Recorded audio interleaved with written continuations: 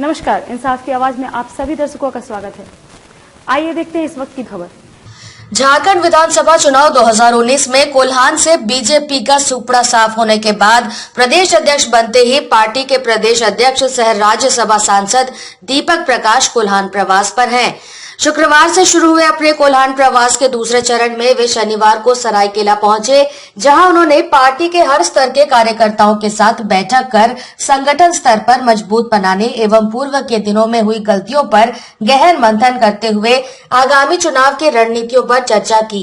इस दौरान श्री प्रकाश सरायकेला के हर मंच एवं मोर्चा के अलावा जनसंघ के कार्यकाल से जुड़े कार्यकर्ताओं के साथ भी मुलाकात कर बैठक की। उन्होंने बताया कि एक जमाने में कोल्हान भाजपा के लिए उर्वरा भूमि रही थी, लेकिन हाल के दिनों में पार्टी यहां कमजोर हुई है। वहीं लगातार कोल्हान में कमजोर हो रही पार्टी के प्रदर्शन के सवाल पर अंदरूनी कलह की बात को उन्होंने सिरे से खारिज करते हुए कहा कि पार्टी में अंतर्कलह नहीं है, राज्य हित के मुद्दे पर पार्टी के सभी कार्यकर्ता एकजुट हैं।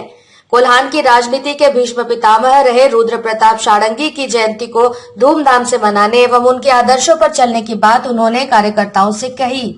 वहीं केंद्र सरकार के खिलाफ कृषि बिल को लेकर किसानों के आंदोलन को उन्होंने कांग्रेस का आंदोलन बताते हुए कहा कि किसान आंदोलन में 2 राज्य छोड़ बाकी सभी किसान के छद्म रूप में विरोध कर रहे हैं।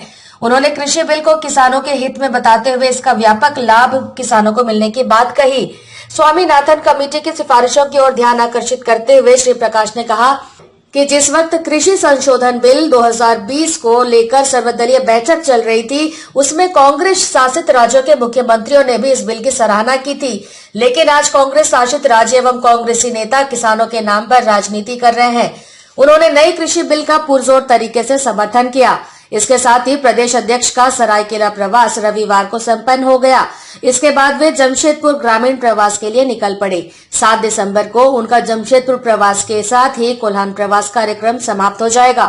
2-3 चीज चुनाव में, राजनीति में हार और जीत होता है, लेकिन ये स्थान मेरा जनसंघ के काल से लेकर अब तक हमारा उर्वरा भूमि रहा है और जिस स्थान पर हम बैठे हैं वो भी जनसंघ का एक प्रमुख स्थान सरायकेला है। आप सबको जानते हैं आरपी षडंगी जी को, हम भी उनके साथ हमको काम करने का अवसर मिले। तो ये स्थान पूरा कोल्हान भारतीय जनता पार्टी की उर्वरा भूमि रही है। वो और बेहतर कैसे बने, इसके लिए पार्टी लगातार प्रयास कर रही है। हम चुनाव जरूर हारे हैं, लेकिन मैदान नहीं हारे। हम चुनाव जरूर हारे हैं, लेकिन हमारी वैचारिक अधिष्ठान नहीं हारे। तीसरी बात क्या, जो आपने कहा गुटबाजी का, ये दृष्टि है भारतीय जनता पार्टी में उसी प्रकार का कोई गुटबाजी नहीं है। ये अखबार के सुर्खियों में हम पढ़ सकते हैं, लेकिन हम जब व्यक्तिगत रूप से सब लोगों से मिलते हैं तो पूरी पार्टी एकजुट है, एक मुश्त है और वर्तमान राज्य सरकार के खिलाफ लड़ने के लिए तैयार है। दिन भर की ताजा अपडेट के लिए हमारे चैनल को लाइक, सब्सक्राइब और शेयर करना न भूलें।